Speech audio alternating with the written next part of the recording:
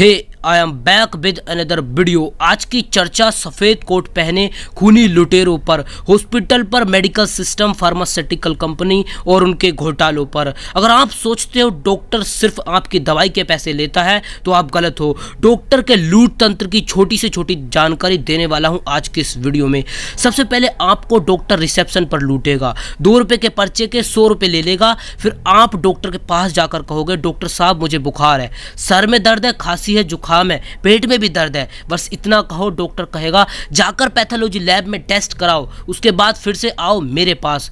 Doctor उस pathology lab से commission लेगा। अब वो एक छोटी सी मर्ज की इतनी सारी दवाइयां लिख कर देगा, जिनका काम नहीं होगा वो भी लिख कर देगा। स्टार्टिंग में आपको डराएगा, उसको पता है अगर एक बार पेशेंट डर गया जितना कहोगे उतना पैसा निकाल कर देगा। ये ऐसे लुटेरे देश में आ गए हैं जो मीठी मीठी बात करके लोगों को ठग रहे हैं। ऐसी ऐसी जांच करा देते हैं पेशेंट की जिसकी कोई जरूरत भी नहीं होती। एम्बुलेंस तक से ये डॉक्टर कमीशन खाते हैं, केमिस्ट और फार्मा कंपनी से तो बहुत ज्यादा कमीशन खाते हैं। आपने देखा होगा डॉक्टर हमें अजीब सी शक्ल की दवाइयां खिलाता है जिसका कोई स्वाद नहीं होता। ये ड्रग लिख कर देता है जो आपका रोग नहीं मिटाता, दर्द को कम करता है, क्योंकि ज्यादातर बीमारियों का इलाज तो हमारी बॉडी खुद कर लेती है। हमें लगता है दवाइयां असर कर रही है, पर असल में हमारी बॉडी खुद ही बीमारी को ठीक कर रही होती है। एक भयंकर समस्या आ चुकी है हमारे देश में। हमारे देश के लोगों के मन में एक भ्रम बैठ गया है, जितना ज्यादा पैसे लेने वाला डॉक्टर उतना अच्छा डॉक्टर,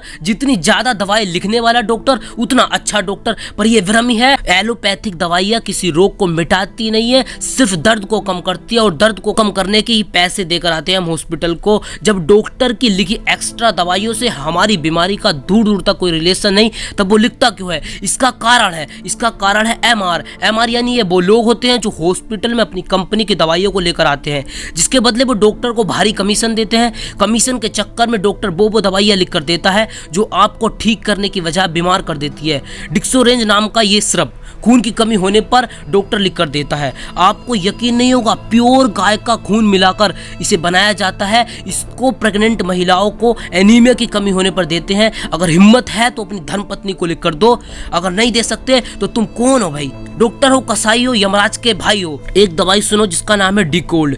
ये एक मेडिसिन खांसी, जुकाम, सर्दी, सर दर्द और बुखार और पूरी बॉडी का पेन खत्म कर सकती है। लेकिन हमें इन बीमारियों के लिए डॉक्टर 15 से 20 टैबलेट लिख कर देता है। और आपको एक राज की बात बताता हूँ, डॉक्टर चाहे तो हमें सिर्फ एक खुराक में ठीक कर सकता है, लेकिन वो जानबूझकर ऐसी दवाइयां लिख कर देता है जो बॉडी पर लेट असर करे, लेट आपको ठीक करे, बीमारी को थोड़ा और बढ़ा दे ताकि पेशेंट बार बार डॉक्टर के पास जाए। यकीन नहीं होता तो इस रिकॉर्डिंग को सुनो। कोई भी डॉक्टर नहीं चाहेगा कि उसका पेशेंट कोई पेशेंट आए और जल्दी ठीक हो जाए, है ना, क्योंकि उसको आगे अपना हॉस्पिटल भी तो चलाना है और वो उसको भी आगे देखना है अपना, है ना। तो एक पेशेंट को ना वो कम डोज देता है और कम डोज देते देते ना को कई बार बुलाता है फॉलोअप के लिए, कई बार। तो इससे उसका ट्रीटमेंट भी चलता रहता है। और ये जो दवाइयाँ देते हैं ना डॉक्टर्स, वो ड्रग्स के रूप में देते हैं। उससे ना मुझे नहीं लगता कि कभी भी इंसान एकदम से ठीक होता है। बहुत कम रेयर केस होते हैं जो ठीक हो जाते हैं। सुन लिया? अब एक और राज की बात सुनो। कैप्सूल देता है डॉक्टर हमें लिखकर। कैप्सूल का कवर जानते हो किससे बनता है?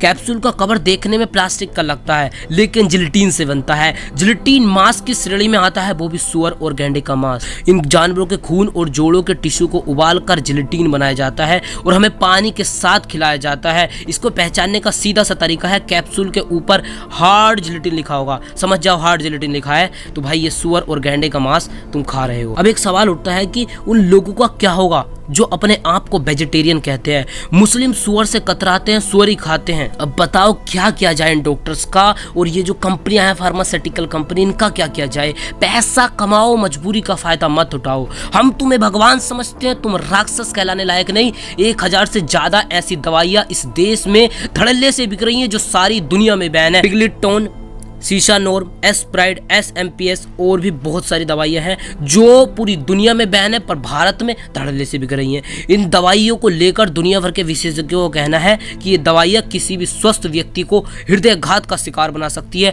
प्लेटलेट्स को कम ज्यादा कर सकती है, विकलांगता की स्थिति पैदा कर सकती है। कोई नहीं है इनको रोकने वाला। सरकार को भर भर के कमीशन मिल रहा है, डॉक्टर को कमीशन और पेशेंट से भी पैसा चाहिए। ये अरे सफेद कोट वाले खूनी लुटेरो, तुम हमें लूट लूट कर हमारे ही पैसों से तागड़ धिन्ना करते हो, जिस दवाई की जरूरत नहीं वो भी लिख कर देते हो। तागड़ धिन्ना माने मौज मस्ती। इन माफियाओं ने डर का व्यापार खोल रखा है। हार्ट का पेशेंट आ जाए इनके पास, उसको 2 तरीके का इलाज बताते हैं, पहला एंजियोप्लास्टिक, दूसरा बाईपास सर्जरी। तीसरा मेथड नहीं बताते, पर इनको तीसरा मेथड पढ़ाया जाता है। तीसरा मेथड होता है नेचुरल बाईपास मेथड। इसमें 1 महीने तक पेशेंट को अच्छी डाइट के साथ फ्रूट्स और वेजिटेबल दिए जाए तो वो उसका हार्ट का रोग मिट जाएगा सिर्फ 50 रुपए में, 50 रुपए के फल खाकर। पर वो ऐसा नहीं करते। 1 महीने का बेड का चार्ज कहाँ से निकालेंगे, 5 लाख कैसे कमाएंगे। जिस हार्ट रोग को डाइट लेकर मिटाया जा सकता है उसके लिए सर्जरी कर देते हैं। डॉक्टर के चक्कर में ना पड़ो, आपकी रसोई में ही आपके आसपास ही हर बीमारी का इलाज है। इसके अलावा जो आप देख रहे हो वो सिर्फ डर का व्यापार है। आपको जानकर बहुत दुख होने वाला है, दवाइयां खा खा कर हमारे शरीर की ताकत कम हो गई है। इन एलोपैथिक दवाइयों ने हमारे शरीर की ताकत छीन ली है। अब से 30 साल पहले एक भारतीय व्यक्ति, एक गांव का व्यक्ति, साधारण सा व्यक्ति 1 कुंटल वजन यानी 100 किलो अकेला उठा देता था। आज नहीं उठता, सिर्फ 50 उठा पाता है। कहाँ गई ताकत। और आपको यकीन नहीं होगा, पुराने लोग जो होते हैं ना, आज भी अगर गट्टा पकड़ने किसी का तो छूटेगा नहीं। तो चलो अब बताता हूँ कुछ सीक्रेट। 1990 के बाद WHO के विशेषज्ञों ने भारत में सभी बीमारियों में यूज होने वाली दवाइयों की सूची तैयार की। भारत की जलवायु को ध्यान में रखते हुए तो उन्होंने सूची तैयार की। उसमें था 450 दवाइयाँ, है ना। यानी भारत की छोटी से छोटी बीमारी जैसे सर्दी, खांसी, जुकाम से लेकर कैंसर जैसी घातक बीमारियों के लिए भारत को सिर्फ 450 दवाइयों की जरूरत है। लेकिन मनमोहन सरकार ने पुराने रूल्स में कुछ ऐसी छेड़छाड़ की जिसकी वजह से आज भारत में लगभग 84,000 से भी ज्यादा दवाइयों के फॉर्मुलेशन बिक रहे हैं। जरूरत 450 की है, बिक 84,000 रहे हैं। और वो भी दवाइयाँ क्या है, बड़ी ही बेवकूफ़ी भरी दवाइयाँ हैं जो टीवी पर ऐड करने की वजह से चलती हैं। उनमें से एक है विक्स। गले की खिचखिच, विक्स ले लो। सर्दी हो गई, विक्स ले लो। खांसी हो गई, विक्स ले लो। जुकाम हो गया, विक्स ले लो। टीवी पर ऐड करता है विराट कोहली, देखा होगा, विक्स की गोली लो, खिचखिच दूर करो। विक्स लेने के तुरंत बाद वो तमाम लंबा छक्का मारता है। उस दिन मुझे पता लगा कि अरे विक्स की गोली तो ताकत भी बढ़ा दी है। इसका मतलब तभी विराट कोहली मैच शुरू होने से पहले बहुत सारी विक्स खाकर जाता है। उसको रोटी खाने की तो जरूरत नहीं है, विक्स खाता है। ऐसे मूर्खों से बड़े मूर्ख इस देश में है जो उस बेवकूफ़ी भरे ऐड को देखकर विक्स खरीद लेते हैं। इसका इतिहास तो जान लो। अमेरिका की प्रोक्टर एंड गैम्बल नाम की एक कंपनी विक्स बेच रही है। खुद के देश में और पूरे यूरोप में बैन है, पर भारत में धड़ल्ले से बेच रही है। भारत में कोई नहीं है इसको रोकने वाला। लोगों को पैसा देती है, फेमस जो भी पर्सनैलिटी हैं उनको पैसा देती है भर भर के, और वो ऐड करते हैं। सरकार को भी पैसा देती है, आराम से बिक रहा है भाई। इसका 750 फॉरेन कॉर्पोरेशन यूनियन कार्बाइड से भी ज्यादा खतरनाक जहर बेच रहे हैं इस देश में। उनमें से एक जहर का डिब्बा है आयोडेक्स। 150 देशों में बैन है, पर भारत में बिक रहा है। ये विदेशी कंपनियां हर साल हमारा बेवकूफ बनाकर हजारों करोड़ रुपए यहाँ से ले जाती है। और कुछ कंपनियां हैं जो हेल्थ टॉनिक के नाम पर बॉर्नविटा, कॉम्प्लान, हॉर्लिक्स और बूस्ट बेच रही हैं। इनसे हेल्थ वेल्थ कुछ नहीं मिलती, सिर्फ मेंटल सेटिस्फैक्शन है। जितना मूंगफली गुड़ खाने से प्रोटीन मिल जाएगा, उतना 100 डब्बे हेल्थ टॉनिक खाने से नहीं मिलेगा।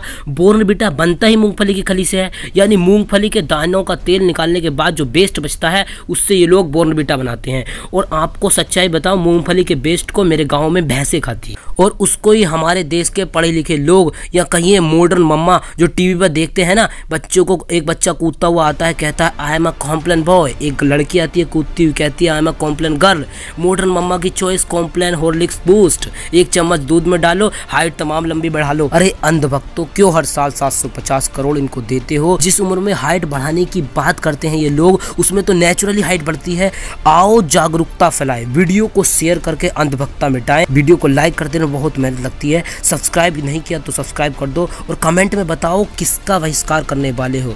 और अगली वीडियो अगर सफेद कुर्ता पजामा पहने, सिर पर टोपी लगाने वाले लूट के देवताओं पर चाहते हो, नीचे कमेंट करो। मिलते हैं किसी और वीडियो में, तब तक के लिए जय हिंद, जय भारत, जय श्री कृष्णा। और हाँ, गुलामी वाली वीडियो देखने के लिए आई बटन पर क्लिक कर देना, डिस्क्रिप्शन में लिंक है।